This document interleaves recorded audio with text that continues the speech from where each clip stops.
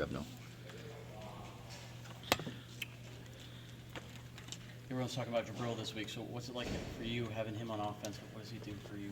Oh, he's very explosive. You see when he gets the ball, he explode, and it's a great option to have, to be able to have him work him in the offense and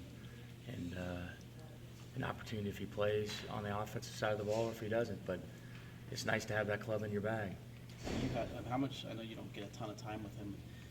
Is he special in the way that he can not spend a whole lot of time with the offense and still pick things up? Yeah, I mean, he's a football player, so he's got that DNA that you kind of tell him once he fixes the problem. Just special, great football awareness. It's really like dealing with him is like dealing with a pro football player. He just kind of looks you in the eye and takes what you're telling him, understands it, and then puts it into action. So he's just got great football awareness and great football savvy, and he's a football player. I've said that before, so it's exciting to have him. Do you customize the play calling at all based on whether Drake Johnson or Davion Smith's in the game? No, we don't.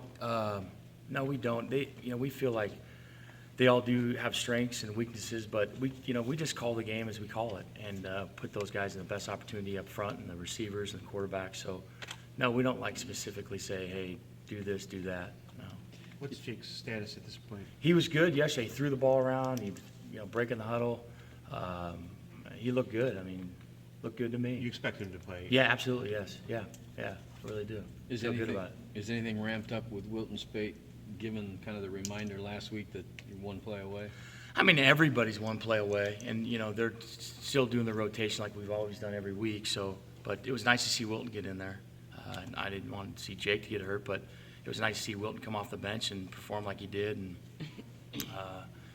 just did some nice things. Really, had a great demeanor in the huddle, and had a good look in his eye, and did some great things. Is Rudock's toughness undervalued? He's taken a lot of hits, and I forget who was described as saying he just bounces up all the time. He's a tough guy. I think any great quarterback you're around, if you're going to have to take hits and bounce up, and he does a nice job. He really is a tough kid. Really is. What's J.U. Chesson meant to this team so far this year? Special player. Really is a special player, and he gets better every week, and you can see it in his. And he takes the whole thing, takes it personal. He blocks, he catches. He's just everywhere on the field. So he's a special player, and we're thankful that we have him. What's it take? He's not the biggest guy to have that mentality that you're going to put a guy on his butt when you're out there blocking. I think he just has a want to for it. Coach Fish does a great job of preaching it to him, and we talk about in the room about all 11 guys blocking. That means the quarterback carrying out his fake, so it's important to him. And I think he's excited when he walks in on Sunday to watch the film by himself, that he sees himself flying around blocking people. And also, guys in the room get excited too, and we get excited as a coaching staff. We make sure we point out the goods, of things and get them excited about what we're doing. What did you see out of Newsom that allowed him to play as a true freshman? Grant is a very, very intelligent young man. He's got good football awareness. He's got good ankle flexion. He's got great length. And he was ready. Just working with him. And with my former employer, where we started 3 true freshmen last year, I felt like I have a good feel for that. And I felt that he was ready to do it and did a really, really nice job when he got in there. And we're excited about the future for Grant. Is that something that was being discussed for a few weeks leading up to that? Well, it's always in play.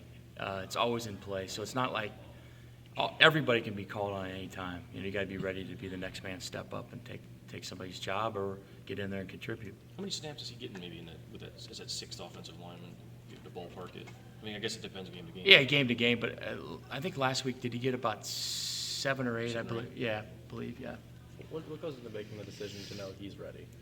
I think you got to feel in your stomach as a coach. You just kind of know in the mind and the heart that, hey, he's ready to do it. And plus, you're looking on the field and you're watching practice film and you're putting him in tough situations in practice and seeing how he responds and how he takes to coaching and if he can fix a problem. If you tell a young man, hey, you got to do this, and he can fix it, then you're getting a step closer. And you just know by the evaluation steps that you go through. Does burning the red shirt ever factor into that equation? No, I think that, no, I don't think that way. We're here to win now, and we got to put the best guys on the field and put ourselves in a successful situation. So, no. What's his best position, would you say, on the line? Grant, I would say he's a tackle, measurables, you got to be ready to call about any positions, but he's a tackle with his length and, with the wide rushers and the guys with length that can rush off the edge, that helps, and, to extend on the run blocking and things, but probably his best position is the tackle position. Team's paying special attention to Jake Butt.